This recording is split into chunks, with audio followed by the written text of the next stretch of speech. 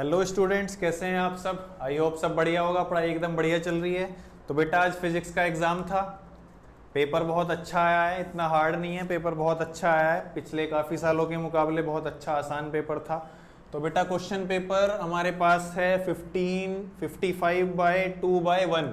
इसको हम सॉल्व करने वाले हैं। इसके आंसर की से आप अपना स्कोर चेक कर सकते हैं, आंसर मैच कर सकते हैं। तो बेटा बिना टाइम वेस्ट किए चलते हैं पेपर की तरफ।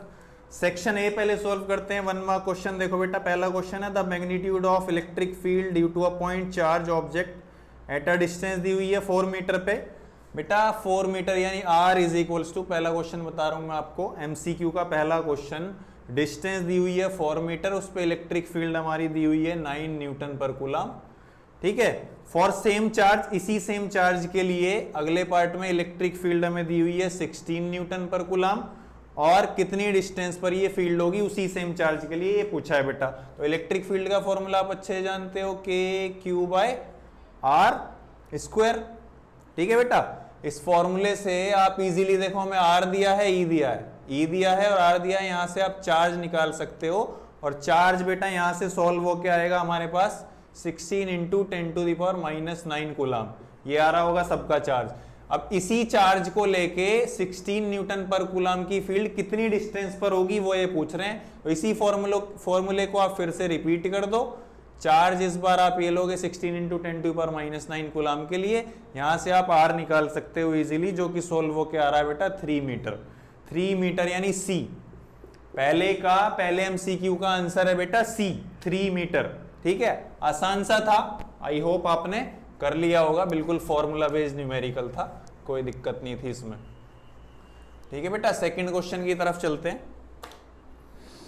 सेकंड क्वेश्चन है, a point P lies at a surface X from the midpoint of an electric dipole on its axis, the electric potential at point P is proportional to. Second में पूछा है कि कोई भी electric potential P point पर किस अच्छा distance के लिए बेटा प्रोपोर्शनलिटी पूछ रहे हैं। तो डिस्टेंस के लिए तो आपको पता ही है, पोटेंशियल x² पे इनवर्सली प्रोपोर्शनल होता है। तो इसका आंसर बेटा ए होगा। सेकंड का आंसर है बेटा ए। थर्ड क्वेश्चन की तरफ चलते हैं, सेकंड तो बहुत आसान सा था, सेकंड का होगा ए। थर्ड क्वेश्चन को देखते हैं बेटा। थर्ड क्वेश्चन में कह रहा है current of 0.8 ampere. Third question को हम देख रहे हैं, करंट दिया हुआ है 0.8 ampere. Current of 0.8 ampere flow in a conductor of 40 ohm resistor. Resistance दिया हुआ है बेटा 40 ओम, यूनिट से आपको पता चली गया होगा। टाइम दिया हुआ है 1 मिनट थर्ड क्वेश्चन में, टाइम की स्टैंडर्ड यूनिट सेकंड, तो इसको हम 60 सेकंड लिख सकते हैं। The heat produced in the conductor, बेटा 10th क्लास का आसान सा I²RT, ये तो आपने 10th में पढ़ा था, 12th में पढ़ा होगा। हीट का फॉर्मूला H = I²RT, तीनों वैल्यू उठा के यहां रख दो। I कितना है 0.8 × 0.8 I का स्क्वायर, R 40 × टाइम 60, H आपका यहां से सोल्व होके आ रहा है 1536 जूल। मींस ये है आपका बी ऑप्शन बेटा, थर्ड का बी ऑप्शन है 1536 जूल। ठीक है, ये भी आसान था। फोर्थ की तरफ चलते हैं, फोर्थ क्वेश्चन की तरफ। फोर्थ क्वेश्चन है हमारा पेपर के अंदर, a cell of EMF is connected across an external resistance R when current I is drawn from the cell, the potential difference across the electrode of the cell drop to V, the internal resistances r of the cell. अच्छा, तो इसका तो सीधा सीधा formula है बेटा, ये आपका होगा फोर्थ का बेटा डी ऑप्शन सही है, E - V/V × R। ये चैप्टर 3 में आपने आराम से अच्छे से देखा होगा, ये भी बिल्कुल आसान है हमारा। क्वेश्चन नंबर 5 की तरफ चलते हैं। क्वेश्चन नंबर 5 है हमारा, beam of electron and proton move parallel to each other in the same direction. देखो बेटा, इलेक्ट्रॉन और प्रोटॉन की बीम जो है पैरेलल चल रही है एक दूसरे के, तो क्या वो अट्रैक्ट करेगी या रिपेल करेगी या कुछ भी नहीं करे? अरे इलेक्ट्रॉन प्रोटॉन की बीम है, तो इसका तो बी आंसर होने वाला है, रिपेल ईच अदर, रिपेल करेगी बेटा एक दूसरे को। क्वेश्चन नंबर 5 भी बहुत आसान है। तो फिफ्थ का होने वाला है बेटा बी आंसर, फिफ्थ का हमारा बी आंसर है। इलेक्ट्रॉन प्रोटॉन की बीम पैरेलल है, तो वो दोनों एक दूसरे को रिपेल करेंगे। आगे चलते हैं, क्वेश्चन नंबर 6 देखते हैं बेटा। Along straight wire of radius A carry a steady current I, the current is uniformly distributed. ये भी करवाया हुआ क्वेश्चन है बेटा। B1 आपको निकालना है एट द डिस्टेंस a/2 पे, और B2 आपको निकालना है एट अ डिस्टेंस 2a पे।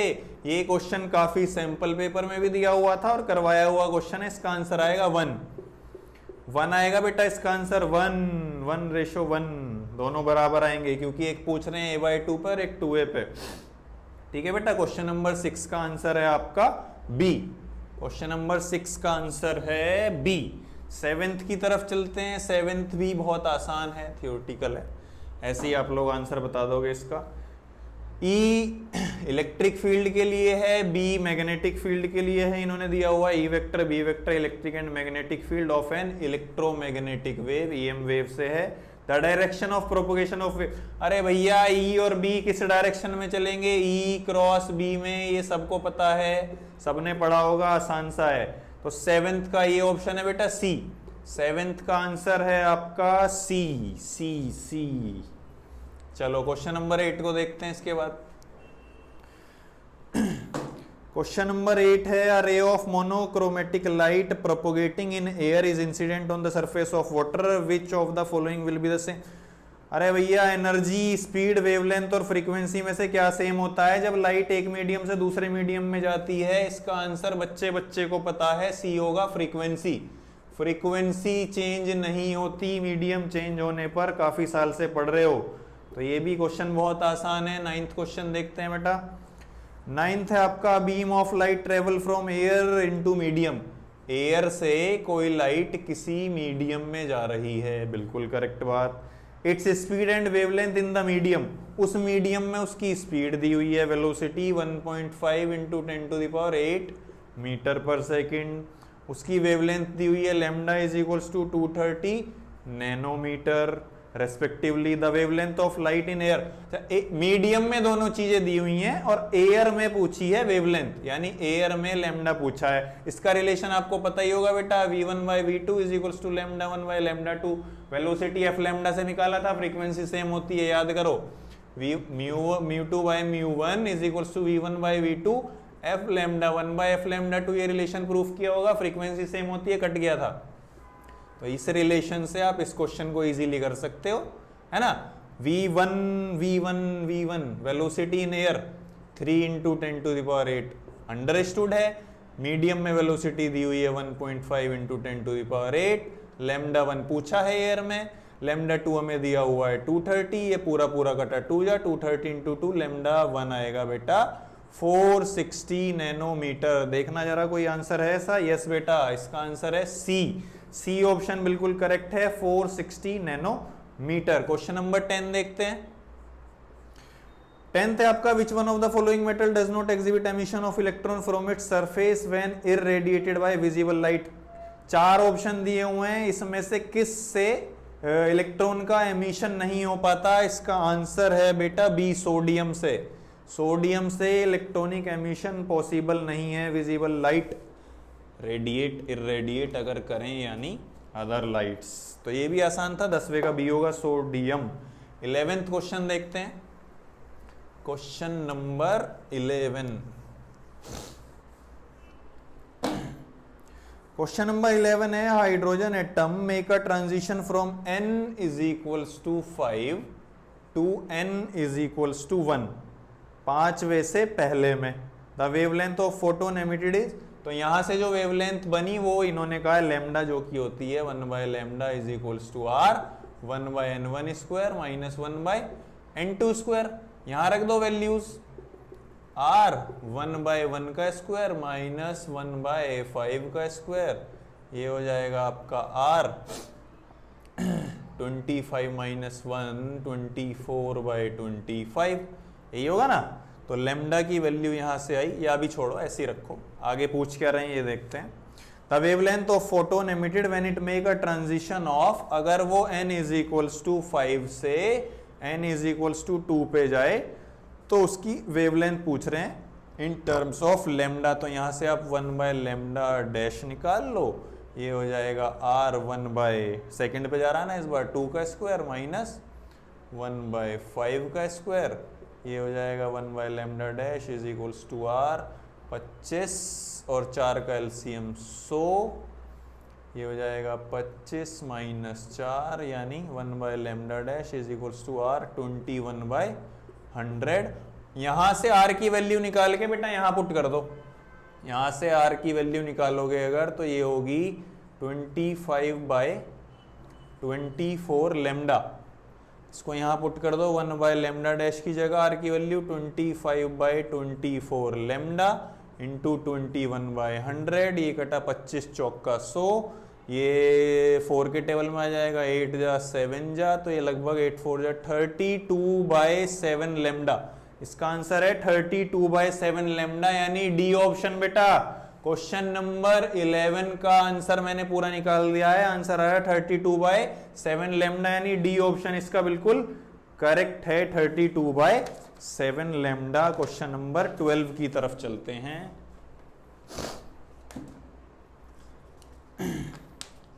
क्वेश्चन नंबर 12 देखते हैं बेटा। देखो 11 का था आंसर डी, अच्छा था, आसान था ये क्वेश्चन भी।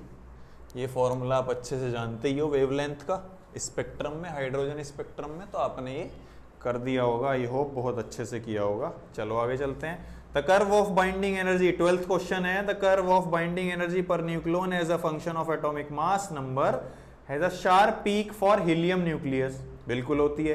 This implies that helium nucleus stable होता है, तो रेडियोएक्टिव अनस्टेबल इजीली। इसका बेटा 12th का आंसर होने वाला है डी, क्योंकि हीलियम का न्यूक्लियस स्टेबल है। 4th ऑप्शन आसान था।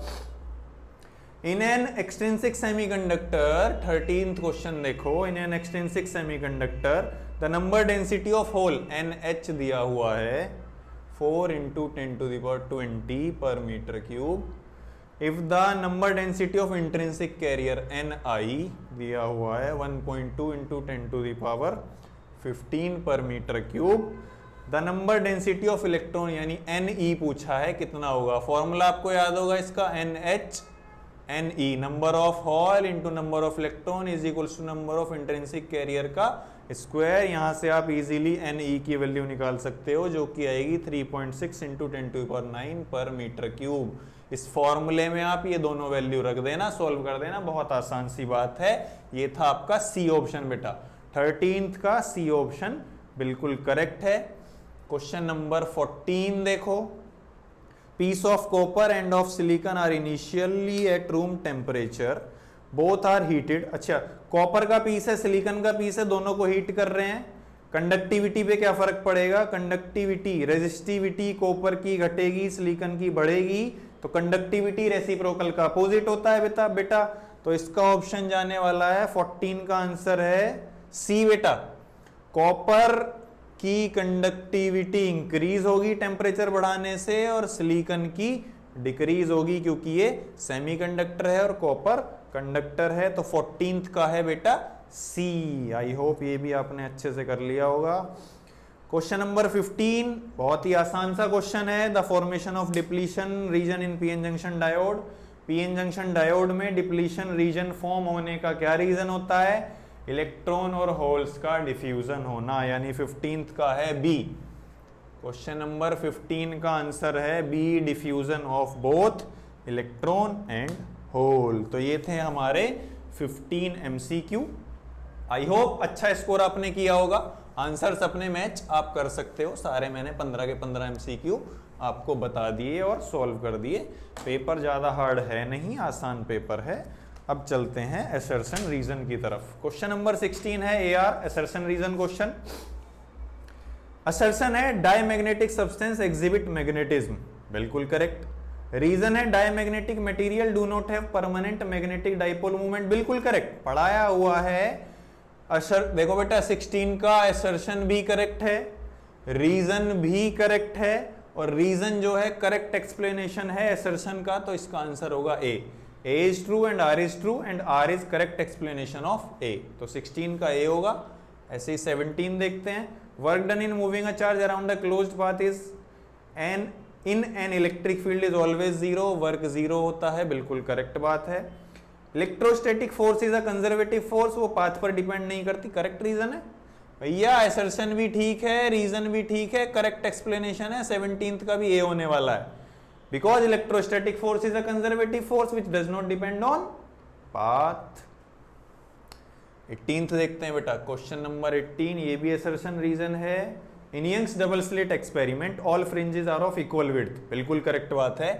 YDSC में यंग्स डबल स्लिट एक्सपेरिमेंट में सभी स्लिट्स की विड्थ इक्वल होती है, असर्शन बिल्कुल करेक्ट है। The fringe width depend upon lambda D and D, beta is equals to D lambda by D होता है, बिल्कुल करेक्ट बात है। तो वो रीजन है द फ्रिंज विड्थ डिपेंड, ठीक है बेटा, रीजन भी ठीक है मेरे हिसाब से, रीजन भी करेक्ट है, असर्शन भी करेक्ट है, असर्शन भी करेक्ट है, रीजन भी करेक्ट है, और करेक्ट एक्सप्लेनेशन भी है, क्योंकि डी लैम्डा बाय डी पर ही डिपेंड करता है सिर्फ फ्रिंज विड्थ हमारा। तो इसका भी ये है। वाह बेटा, 16, 17, 18 तीनों असर्शन रीजन करेक्ट हैं सारे, असर्शन भी करेक्ट हैं, रीजन भी करेक्ट है, और करेक्ट एक्सप्लेनेशन भी है। वेरी गुड, बहुत बढ़िया था। तो ये थे हमारे असर्शन और रीजन। आगे चलते हैं सेक्शन बी की तरफ। सेक्शन ए 1 मार्क्स के क्वेश्चन यहां से हमारे फिनिश होते हैं।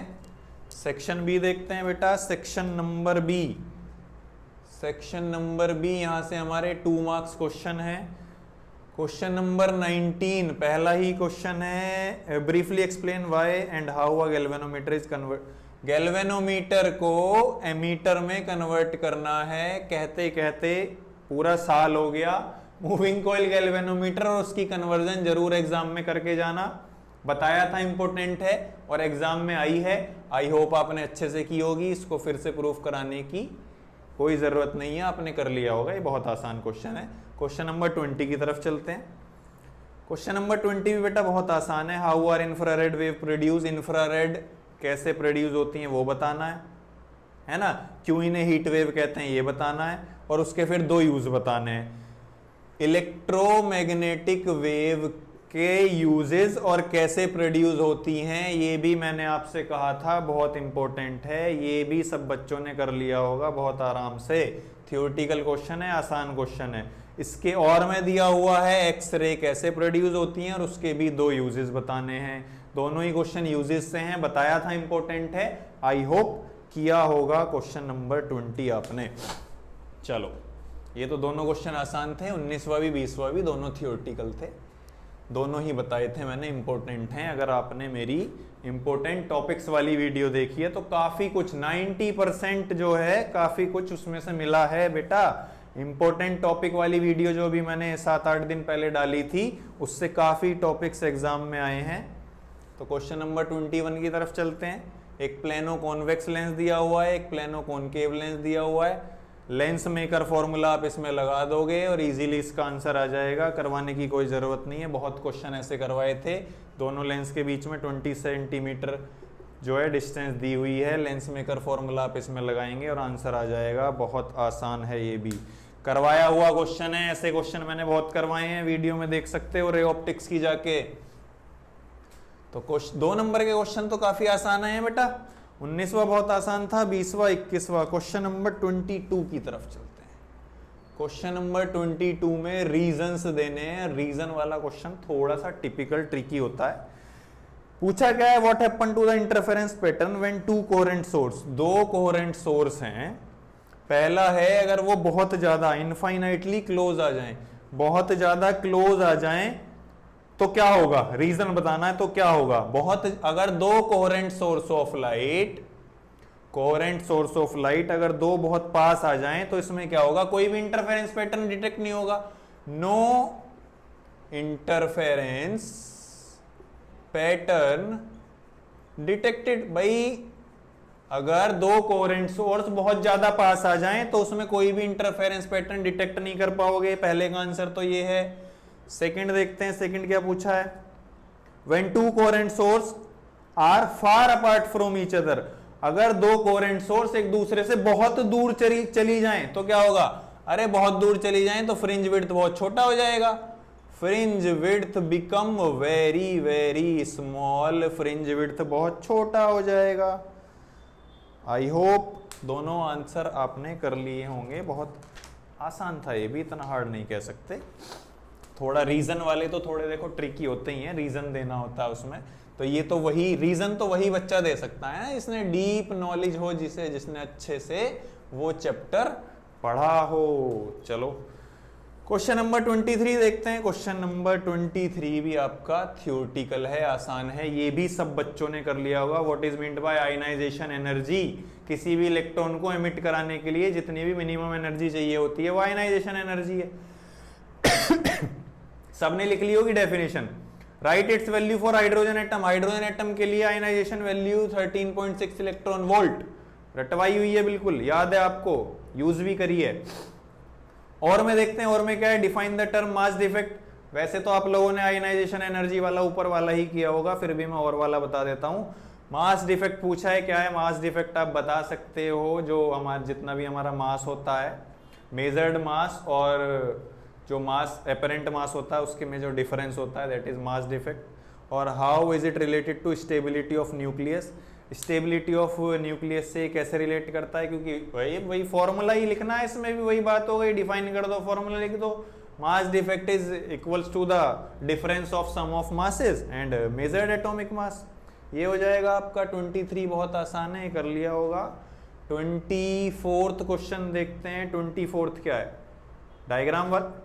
कहा था एनर्जी बैंड डायग्राम 100% एग्जाम में पूछे जाएंगे। कल भी कहा था, इससे 5-6 दिन पहले जो वीडियो आई है उसमें बताया इंपॉर्टेंट टॉपिक में, एनर्जी बैंड डायग्राम सेमीकंडक्टर के जरूर आएंगे। और ले लो, पूछ लिए। क्वेश्चन नंबर 24 में एनर्जी बैंड डायग्राम बनाने हैं, ये भी आपने कर लिया होगा। Draw energy band diagram for N type P type semiconductor at T is equals to greater than 0 kelvin. T is equals to greater than 0 kelvin पे आपने बना दिए होंगे एन टाइप पी टाइप दोनों के एनर्जी बैंड डायग्राम। और I hope अच्छे से उसमें आपने एक्सेप्टर एनर्जी लेवल और डोनर एनर्जी लेवल दोनों में दिखा दिया होगा। तो ये तो बहुत आसान सा क्वेश्चन था। 2 नंबर वाले सारे ही क्वेश्चन आसान आए हैं, बिल्कुल बेटा। तो चलो लास्ट 2 नंबर के लास्ट क्वेश्चन की तरफ चलते हैं। 2 नंबर वालों के 25th question, answer the follow. ये भी रीजन वाला भी है, इसमें भी रीजन देने। रीजन वाले क्वेश्चन थोड़े अटपटे से होते हैं, घबराने वाली बात नहीं है, ये आसान है। 25वां पहला है, अ PN junction diode is damaged bye a strong current. PN junction diode जो है आपका, एक स्ट्रॉन्ग करंट आने से कब डैमेज हो जाएगा? अरे भैया रिवर्स करंट बहुत ज्यादा दे दो। इसका पहले का आंसर होगा रिवर्स करंट आप बहुत ज्यादा बढ़ा दो तो पीएन जंक्शन डायोड डैमेज हो जाएगा, सिंपल सी बात है। Second, impurities are added in intrinsic semiconductor. Pure semiconductor में इंप्योरिटी क्यों मिलाई जाती हैं? क्योंकि उसकी कंडक्टिविटी हमें बढ़ानी है। कंडक्टिविटी बढ़ाने के लिए प्योर सेमीकंडक्टर में, यानी उसको कंडक्टर बनाने के लिए उसमें इंप्योरिटी मिलाई जाती है। ये तो आप लिख ही सकते हो बेटा, आसान सी बात है। ठीक है, तो यहां से हमारा सेक्शन बी भी खत्म होता है। सेक्शन सी 3 मार्क्स वाले क्वेश्चन देखते हैं बेटा, 3 मार्क्स वाले क्वेश्चन। सेक्शन सी देखते हैं बेटा, सेक्शन सी 3 मार्क्स क्वेश्चन। यहां से पेपर में मजा आएगा। 1 नंबर 2 नंबर के तो हो गए, अब देखते हैं section number C 3 marks question. यहां से स्टार्ट होते हैं। पहला ही क्वेश्चन, क्वेश्चन नंबर 26 क्या है? 2 charge conducting spheres of radii A and B. 2 sphere हैं, एक की रेडियस ए, एक की radius B, are connected to each other by a wire. Find the ratio of electric field at their surfaces. Electric field का ratio बेटा ये भी करवाया हुआ क्वेश्चन है और बताया था, ये बहुत इंपॉर्टेंट क्वेश्चन है। सरफेस चार्ज डेंसिटी आप यहां इसमें लगा सकते हो। सरफेस चार्ज डेंसिटी क्या होता है बेटा? सरफेस चार्ज डेंसिटी से हो जाएगा ये चार्ज अपॉन एरिया। तो यहां से आप लगा सकते हो सिग्मा 1 निकाल लो, क्यू बाय एरिया 4 पाई पहले वाले की रेडियस ए स्क्वायर। सिग्मा 2 निकाल लो, Q by 4 pi B square. और सिग्मा 1 बाय सिग्मा 2 का रेशो निकाल दो, डिवाइड कर दो, क्यू कट जाएगा, 4 पाई कट जाएगा, बी स्क्वायर कट जाएगा, बी ऊपर जाएगा, तो ये आएगा बेटा बी रेशो ए, यानी बी बाय ए या बी रेशो ए आप इसमें लिख सकते हो। क्वेश्चन नंबर 26 का ये आंसर है। ये भी आसान सा क्वेश्चन था। क्वेश्चन नंबर 27 देखते हैं। Question number 27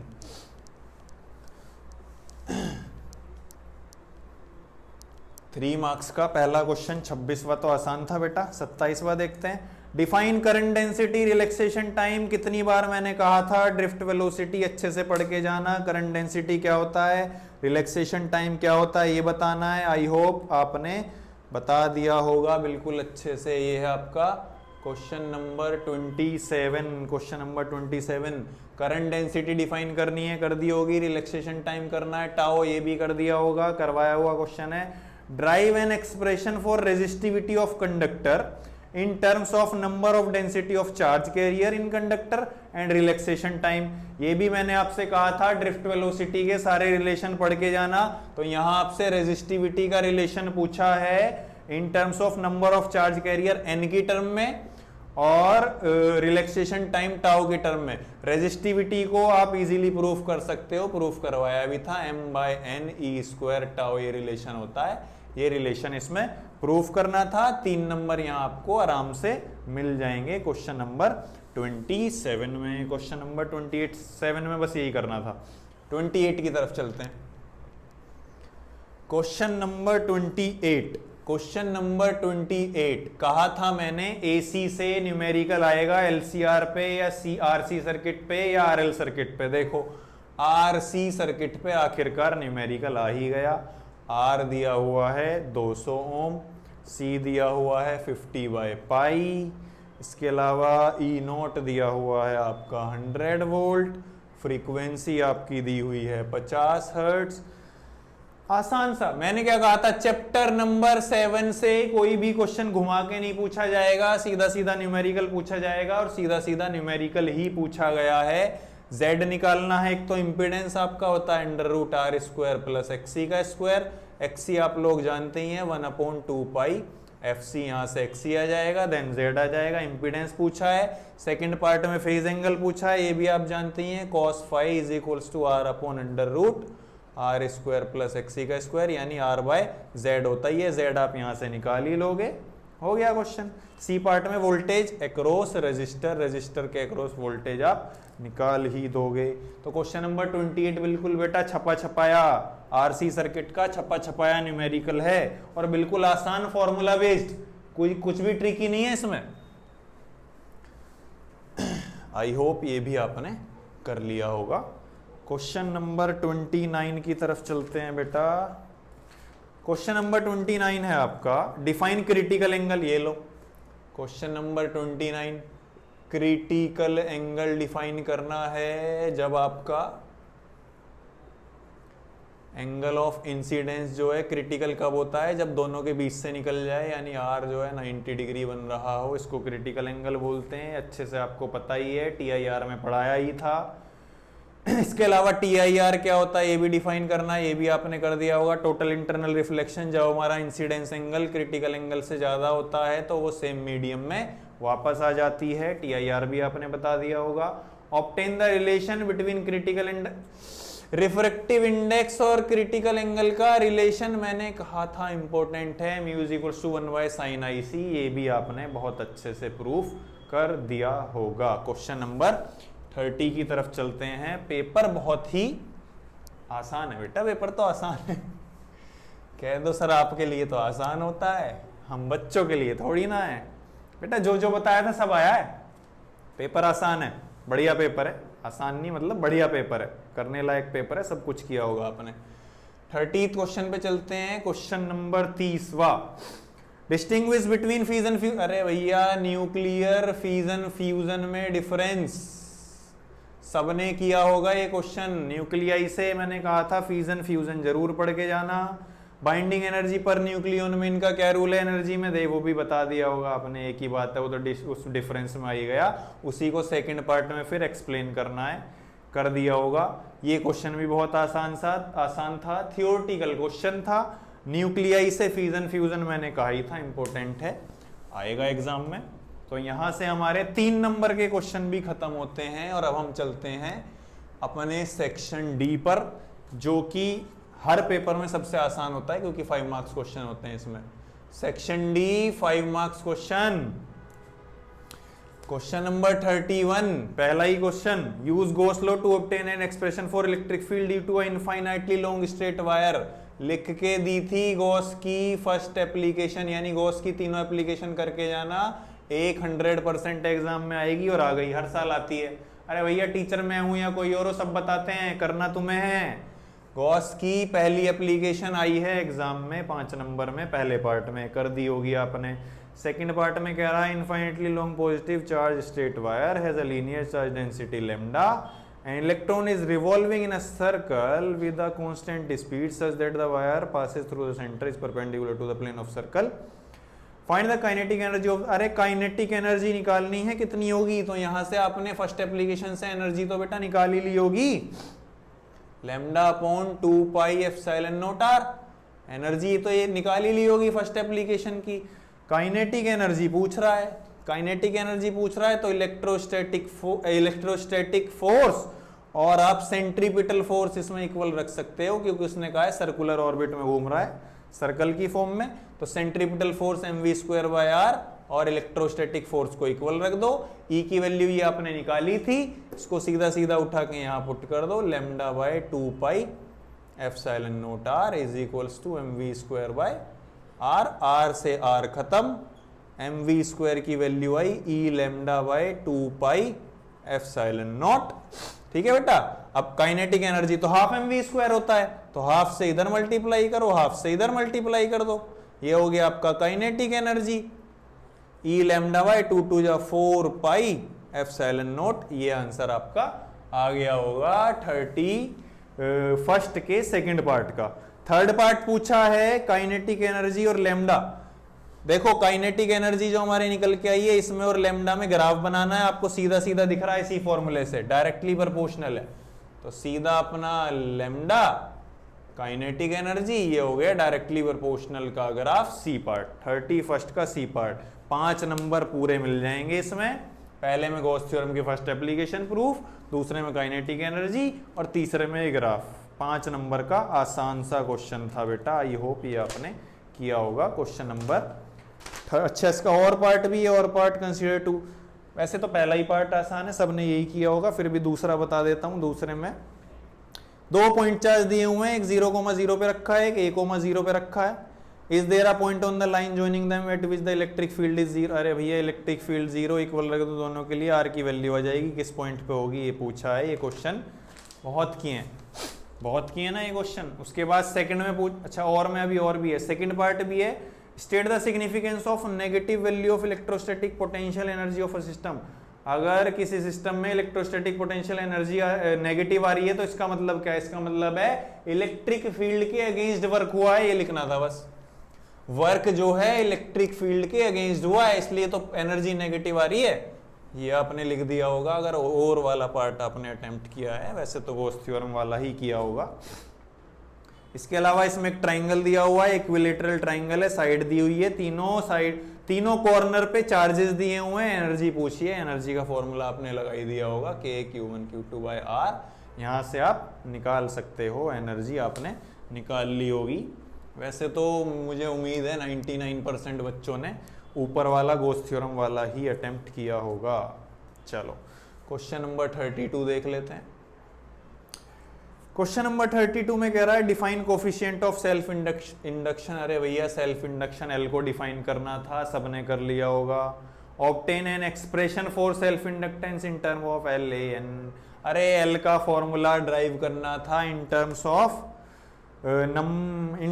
length, in terms of number of turns N और क्रॉस सेक्शन। अरे mu naught N square A L, ये प्रूफ करना था। सेल्फ इंडक्टेंस का यही तो एक फॉर्मूला है, कहा था मैंने सेल्फ और म्यूचुअल में से एक जरूर आएगा, आ गया। इसी पे बेस्ड नीचे सेकंड पार्ट में न्यूमेरिकल दिया हुआ है, ये कर लिया होगा। और जहां तक मुझे उम्मीद है इसकी जगह और पार्ट वाला आपने अटेम्प्ट किया होगा, क्योंकि उसमें सीधा सीधा है एसी जनरेटर। एसी जनरेटर बनाना था, उसका प्रिंसिपल बताना था, वेल लेबल डायग्राम बनाना था, उसकी वर्किंग लिखनी थी और उसका formula NBA omega sine omega T ये प्रूफ करना था। तो ये वाला 5 नंबर का आसान क्वेश्चन था और 99% बच्चों ने यही किया होगा, क्योंकि हर एक टीचर कहता है जनरेटर और ट्रांसफॉर्मर में से एक एग्जाम में आएगा और एक आ गया 5 नंबर में, सबने यही किया होगा। तो ये सही था 5 नंबर में जनरेटर का। अच्छा इसके साथ न्यूमेरिकल भी है, तो यही फॉर्मूला जो आपने प्रूफ किया इसी से न्यूमेरिकल हो जाएगा। नंबर ऑफ टर्न्स दिए, एरिया दिया है, रेजिस्टेंस दिया है, मैक्सिमम ईएमएफ जनरेटेड पूछी है, ई नॉट निकालना है, एन बी ए ओमेगा, चारों चीजें क्वेश्चन में दी हुई हैं, इजीली आपने कर लिया होगा। आश्रय जनरेटर का आसान सा न्यूमेरिकल है, मैक्सिमम पूछा है, ओमेगा टी की वैल्यू हो गई 90 डिग्री साइन 91, तो मैक्सिमम जो आता है ई नॉट आता है एन बी ए ओमेगा, और ये सारी चीज क्वेश्चन में दी हुई है, आराम से आपने निकाल लिया होगा। इसके अलावा पावर पूछी है, पावर आपकी निकल जाएगी ई नोट इंटू आई नोट से, ई नोट आप यहां से निकाल ही लोगे। मैक्सिमम करंट आप कहां से निकाल सकते हो, सीधा ओम्स लॉ से निकाल लो, रेजिस्टेंस दिया हुआ है, यहां से आप करंट निकाल के फिर पावर निकाल सकते हो। ये भी आसान था, न्यूमेरिकल भी आसान है, मतलब जो आप थ्योरेटिकली जनरेटर का फॉर्मूला प्रूफ करोगे उसी में वैल्यू रखनी है। 5 नंबर का आसान सा क्वेश्चन था जनरेटर वाला, और यही किया होगा आप सबने, क्योंकि जनरेटर और ट्रांसफॉर्मर एक तो आता ही है, सबने बताया होगा आपको, टीचर ने भी बताया होगा, मैंने भी बताया था। चलो क्वेश्चन नंबर 33 देखते हैं। क्वेश्चन नंबर 33 है स्टेट हाइगन प्रिंसिपल। अरे भैया हाइगन प्रिंसिपल स्टेट करना था, हाइगन्स प्रिंसिपल सबने कर दिया होगा।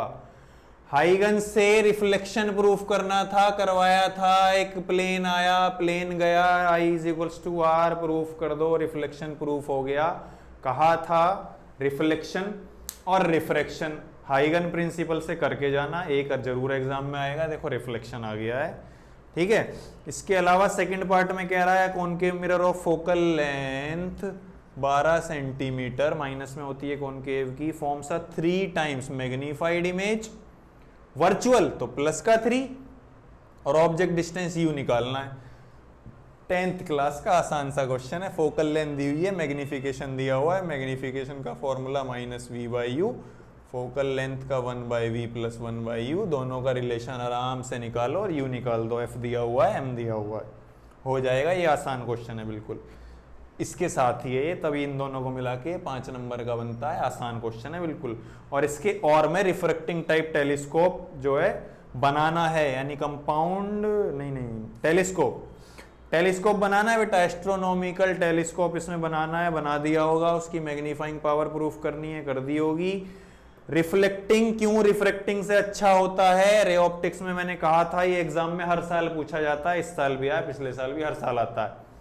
रिफ्लेक्टिंग टाइप टेलीस्कोप क्यों रिफ्रैक्टिंग से अच्छा है, करवाया था, ये भी करवाया हुआ क्वेश्चन है।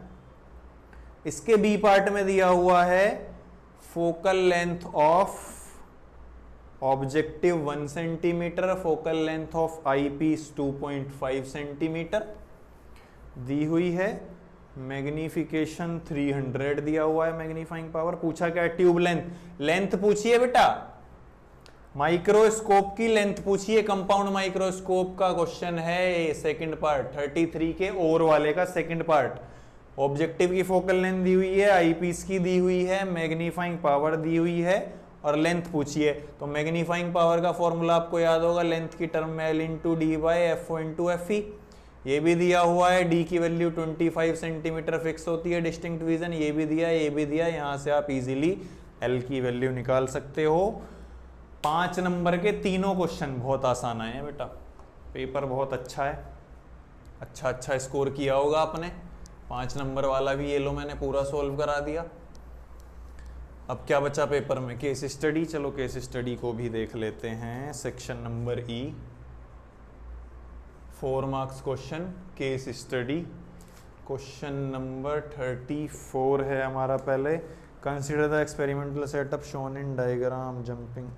जंपिंग रिंग का एक्सपेरिमेंट दिया हुआ है, एक कोयल को बाउंड किया हुआ है, सॉफ्ट आयरन कोर पे बैटरी लगाई है, स्विच लगाया है। ये डायग्राम एग्जाम में आपने देखा होगा। पूछा क्या है, रीजन वाले क्वेश्चन है, रीजन पूछे हैं। पहले में पूछा है explain the reason of jumping of ring when the switch is closed. Reason of jumping of ring when switch is close, switch close कर देंगे तो जंपिंग ऑफ रिंग का रीजन पूछा है।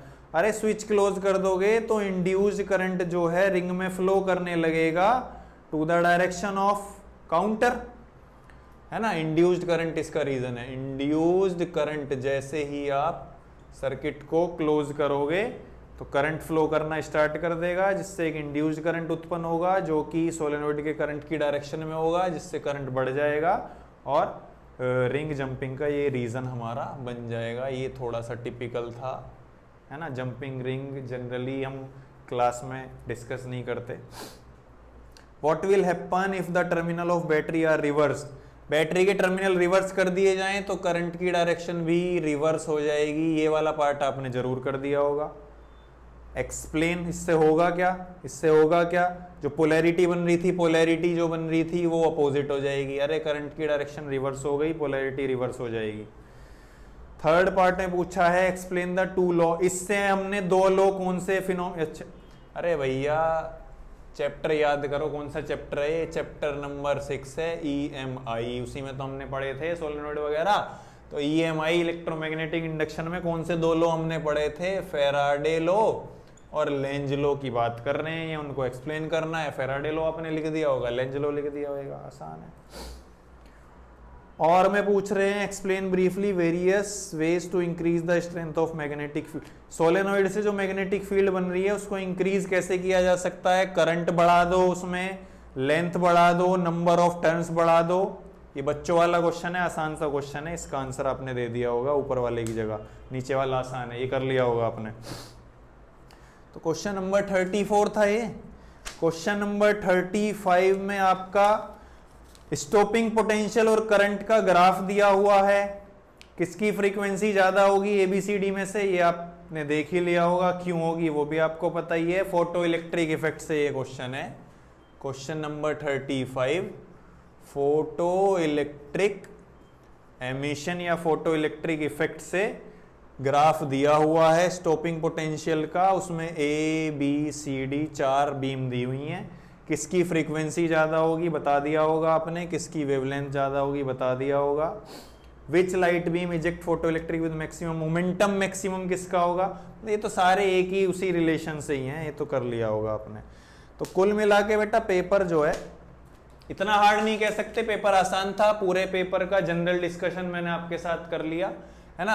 अब आप अच्छे से अपना स्कोर चेक करो, सारे आंसर्स देखो मैंने कौन कौन से बताए हैं, सारे आंसर मैंने इसमें बताए हैं आपको। आई होप अच्छा स्कोर आपने किया होगा। यहाँ से आप अपने आंसर्स मैच कर सकते हो, चेक कर सकते हो। ठीक है बेटा, all the very best, thank you.